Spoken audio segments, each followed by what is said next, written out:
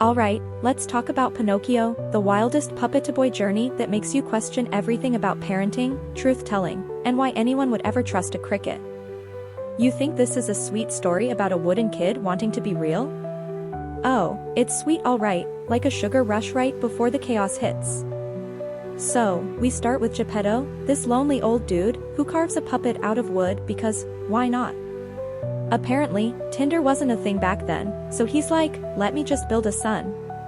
And here's where things get bananas. This blue fairy shows up, waves her magic wand, and bam, the puppet comes to life. But wait, he's not a real boy yet. Nope.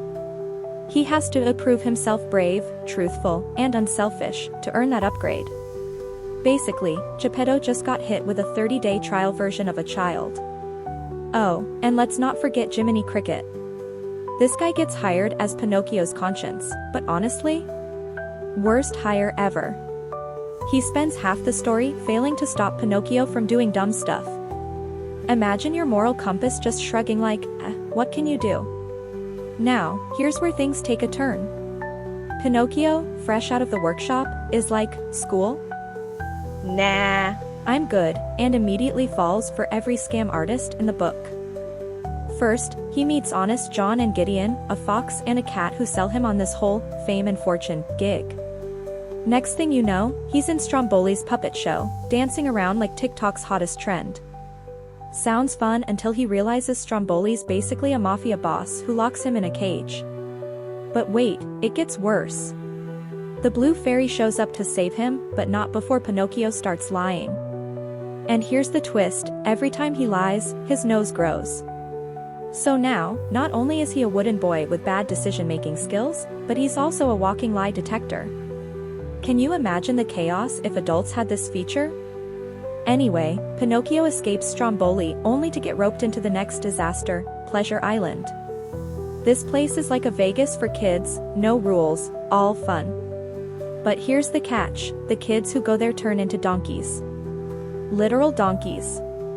Pinocchio's chilling, smoking cigars, yes, this puppet's got a smoking habit, and drinking root beer when suddenly, bam, he sprouts ears and a tail. Moral of the story, Pleasure Island is a scam, folks. Meanwhile, Geppetto, who's been out searching for Pinocchio, somehow ends up swallowed by a giant whale named Monstro. Don't ask how, it's just peak fairy tale logic. Pinocchio finds out and, instead of running the other way like a sane person, dives straight into the ocean to save him. And here's the wild part, they escape by lighting a fire inside the whale's stomach. Science? Who needs it? In the end, Pinocchio proves he's brave, truthful, and unselfish by literally dying to save Geppetto.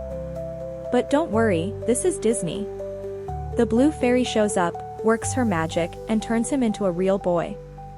Cue the happy ending music. But let's ask the real questions here. Why is Geppetto so chill about his son hanging out with shady foxes and evil puppeteers? How does Pleasure Island even exist? Who's funding this donkey transforming operation? Why didn't Jiminy Cricket get fired on day one? Dude was asleep on the job 90% of the time. Pinocchio is basically a guide to what not to do in life. Don't lie, don't skip school, and for the love of everything, avoid Pleasure Island. It's chaotic, hilarious, and low-key terrifying. If you haven't seen it, what are you even doing? Just maybe keep your nose clean, literally.